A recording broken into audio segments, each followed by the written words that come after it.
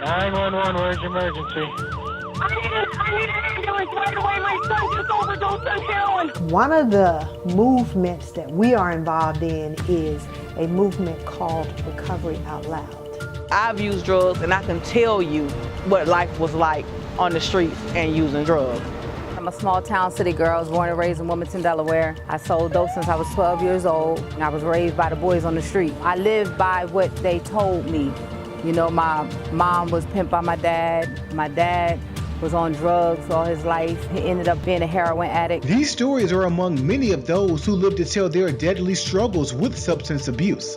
Free from the shackles of guilt and addiction, many have chosen to recover out loud by sharing their stories and letting others know that they too can recover. I can remember being a little kid, maybe around 5, 6, or 7 years old. My mom and dad divorced. My mom used to have a lot of friends over after that divorce. And I always knew when they were coming, right? Because my mom would take out the regular light bulbs and put in red or blue. And that's when I knew that all her friends were coming over. After they leave, me and my mom would be cleaning up and I would be sure to empty the remains of those cups and glasses. So it started off with alcohol at that young age. My mother married when I was 5, giving me my first brother. She was in an abusive relationship with my stepfather. He was an alcoholic. My mom smoked weed, and I watched all of this. Between 9 and 11, I was being molested by my uncle. At 14, I got pregnant with my very first child. Then after my mother got killed when I was 15, I had my second child at 17, and I did what I had to do to take care of them. I started selling drugs. I was a drug dealer. I stole, I shoplift, I set people up. I got set up, I set myself up on many occasions, you know, because I always thought that this time I'm only gonna do one. This time I'm gonna stop. This time it's gonna be different, you know, but this time never came. I never will forget one particular day. I was in high school and I went into the restroom and I saw one of my childhood friends shooting drugs. I was always a curious person, so I tried it. After high school, I came up with this bright idea that I could sit home and sell drugs while other people went to work. That worked for a while, but lo and behold, I became my own best customer. I went to prison, I went to jail, I became homeless, penniless, and jobless. My life had got so bad where I started sleeping in abandoned apartments in the projects. I was walking around picking up cigarette butts off the ground, and I only had one shirt, one pair of pants, and one pair of tennis shoes. And I had worn my clothes so much that my clothes had become torn, and my tennis shoes and the sole at the bottom of it fell out. And I had to find a plastic bag to tie them up. It's really amazing that everybody else saw that I had a drug problem besides me. I've OD'd off of heroin numerous of times. And one particular day, my childhood friend and I was getting high. This particular day, he OD'd and died, and I didn't. I said I really want to quit. So I'm sick of this bullshit. I keep hurting my family, but they don't understand me. So I get up the nerve to call to a meeting. Later on this evening, y'all. When you recover from something, you're rebuilding. So I'm rebuilding my life at this point. I'm recovering from the way that I used to live. And that means more than anything in the world to me. As I look through the window, I smile at the sun rain. I've been through some struggles, most led me to a grave. I just walk through a black hole, and God only knew my pain. I come from the trenches, I come from the street. I'd have been so deep in the street that, I was running from death even when I didn't think it was chasing me. I lost everything, more than you can lose. I lost and lost and lost and lost. And even while I was losing, I lost even more, Death in the family, my mother and my sister, the biggest death I had to deal with, my cousin blowing his brains out, another one of my cousins being stabbed to death, my father abandoning me in the street for a certain period of time after being a great father, me going to prison, gang wars, real life gang wars with over 40 guys getting stabbed up, you know, being in the hood and just, you know, trying to dodge death every day. For so long, the person that people saw most was the drunk person stumbling down the street, the crack addict on the corner begging for change. We used to be those people, but a lot of us, through 12-step, through church, through whatever avenue we chose, we changed our lives. A lot of us are now productive citizens. We evolved back into society, and you never know. You never know that someone's life has been changed. And so there are some of us who are now willing to tell our stories, to give hope to the person who didn't go all the way down to the bottom like we did, who may just be sitting in their living room, drinking too much after work, not knowing that you don't have to go to the lengths we did because nobody told you. I've been clean for 25 years, and on February 13th, 1992, my life changed. You know, before then, I was one of those that we talked about, walking on the street.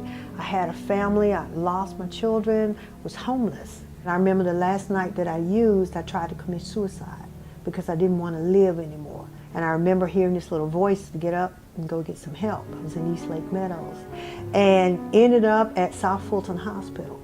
And I was getting ready to leave, and the nurse said, stay, the doctor's going to see you in a minute.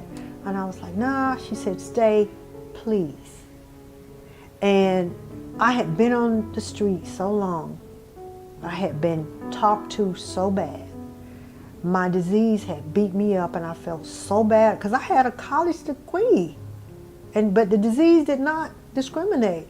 It had beat me up so bad that I didn't feel loved, and I didn't feel like anybody loved me. But this lady seemed to care. Somebody cared about this dope fiend. She said, please, and I said, okay. In 2016, 51.1% of Americans over the age of 18 have reported using some form of illicit drugs, while 85.6% have reported drinking alcohol at some point during their lives. Alcohol consumption can vary from person to person, however. When asked about binge alcohol use, 26.2% reported having binged the month prior to the survey. I could not or did not believe that I could get one day clean.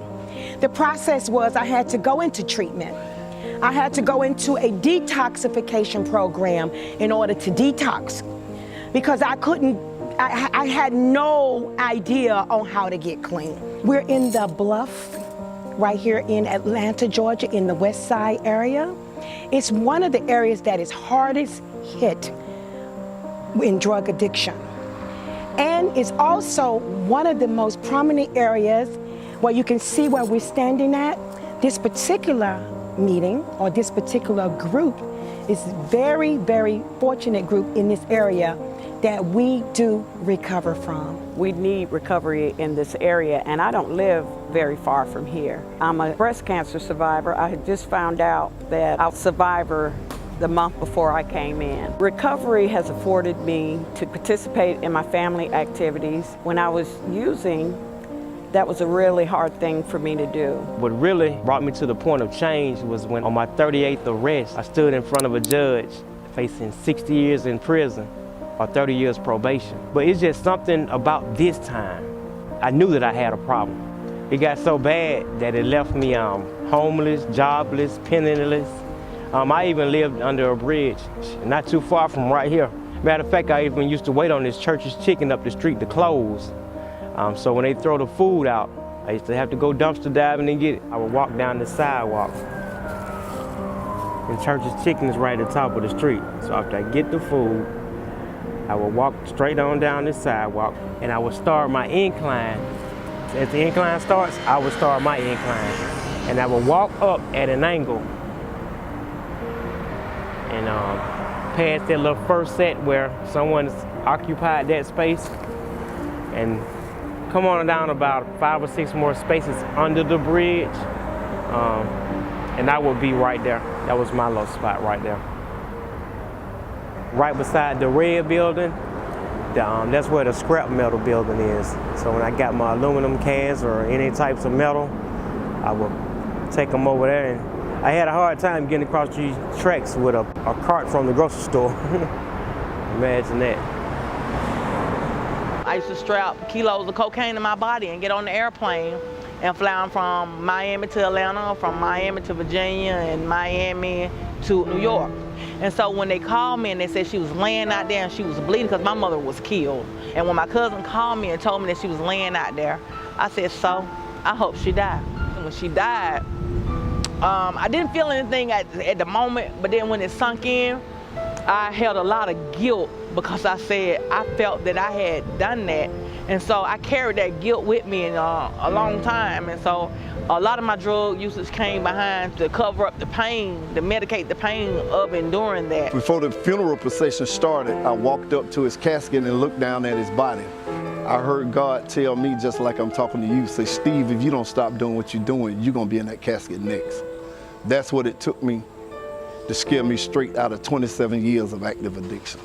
After the funeral, I went home, fell on my knees, and asked God to intervene in my life, because I tried to do it on my own for so many times and just couldn't do it. This program is beyond powerful because I came in here and I was always wanted by the police all my life. And I was in a program, a First Offenders Act back home. And they mandated me to urines, they mandated me to do all kinds of stuff. And I thought I had the system down, but I kept using. I thought that I could beat the system, but I had to keep using. You know, and they kept telling me, and I violated probation. I never forget, I was axing out in the woods. I was doing all kinds of stuff, but I could not beat the system. You know, and I tried to do a geographical change. None of that stuff worked for me. Nothing worked for me. God planted me around with some people like me, and I just happened to run into Miss Roselle Green, you know. And I tell people, I share my story, it was planted out like a chessboard. Everybody was in position. I never knew, but I needed to go through what I needed to go through. But because of this program, Another Chance of Atlanta, I had a felony charge. But they suggested some suggestions to me. And I stayed clean and I stayed around here, and they kept reporting my urines back to my state. And because of this program, Another Chance of Atlanta, they kept reporting, I kept staying clean, and the judge, because of this program, dismissed my charges. It was nothing that I did, it was only because of God's glory and His grace, you know, because I did the crime, but I'm talking about favor. I'm so grateful and will always be grateful to this program and Roselle Green, because of that, I have been able to go above and beyond anything that I could have visioned or view, and that's only because of serving God. You know, He had things for me to do, you know, even in spite of me trying to mess it up and mess it up and mess it up, He had things for me to do. So I'm just grateful that everybody was in position. This program has power. So if God lines you up to get into any program, especially this program, you hit home. It's important that we always give each other another chance. You know, we believe in giving people another chance because somebody gave me another chance. So I think it's important, number one, that the name speaks to what we do. And then once we get a hold of you, you know, we're able to say, we understand, we've been there. And people who need help know when you're serious or not. And they have a whole lot more respect for you, and they listen a little more when you can say, I've done it and I've been there. I made it to the other side. So we that give another chance, we're an example by sight. So I think that's the important part. Simpson Street Church of Christ is a very important partner for Another Chance of Atlanta and for the recovery community in general. And the reason it's important is because they allow us to have 6 meetings a day, 6 12-step meetings a day in one of their buildings across the street. When others in the community were doubtful about having people in recovery on their property so prominently and every day, the church did not hesitate. I think that without that relationship, we would not have the level of recovery that we have here on the west side of Atlanta. Right now, our plans are, if you may allow that to happen, is that the former educational building that's across the street is being redeveloped and reworked.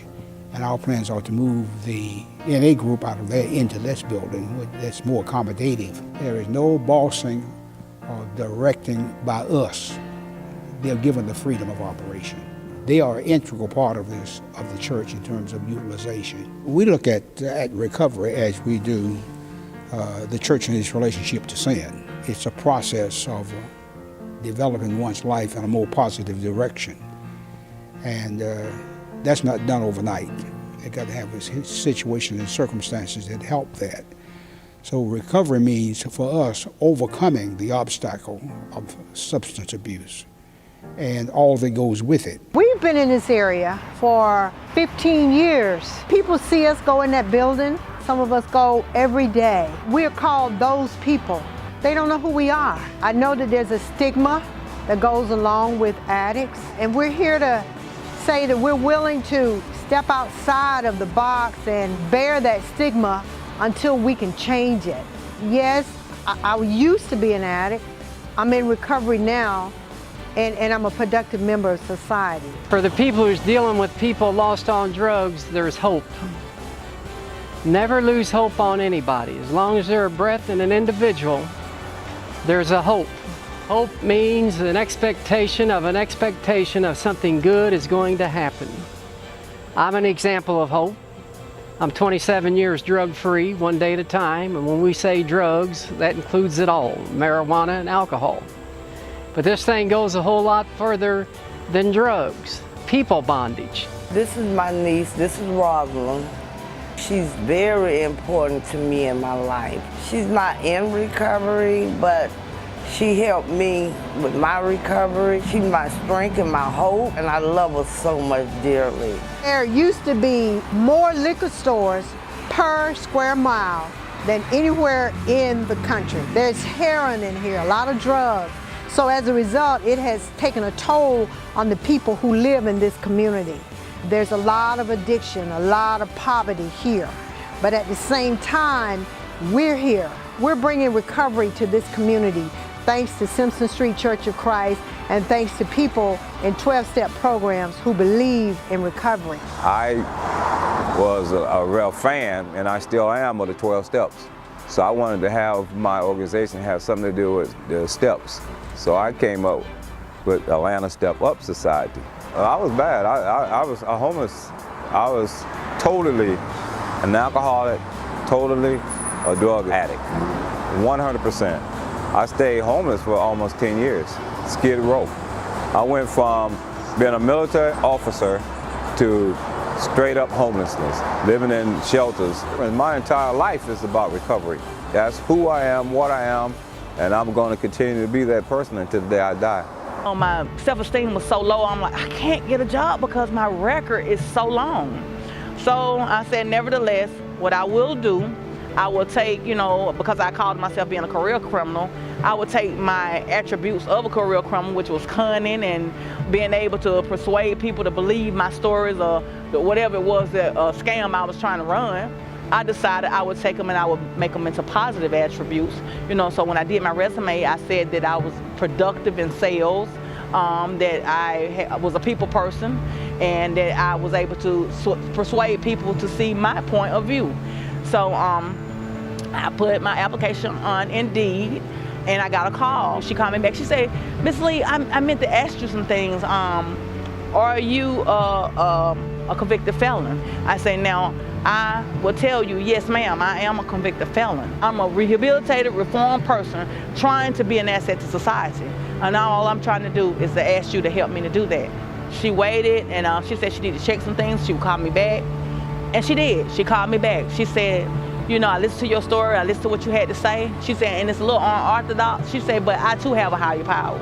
She said, and it's something about the way you spoke to me and you presented yourself that I do believe that you will be an asset to the company. We're gonna get you interviewed and we're gonna get you that job. I tell people all the time that help is out here. You have to seek help or reach out for help, because if we could do it on our own, we'd have did it a long time ago. There is a way out. There is hope. We do recover. We do recover. I always take it back. It starts, it ends, and begins at me. And the thing is that recovery is wonderful. I never would have dreamed that I would be here, clean and serene, only by the grace of God. I feel good. I feel good, you know what I'm saying, the weed man can't get my money. I feel good that no liquor store is taking my money. I feel good to give my daughter a 50 or 100 and I still got money in my pocket. It feels good. So me recovering is helping me be a better father in my life. Through those 32 years of active addiction and all that madness and insanity that I didn't keep myself, I know that it was the work of the God of my understanding. If my higher power kept me through all of that, that it kept me for a purpose. And that purpose is to help someone else. God, this is better than any holiday of the whole year. This is what gave me life, you know, when I thought I was dying. So I celebrate it more than anything. It's a powerful day to me. It means a lot to me in my life.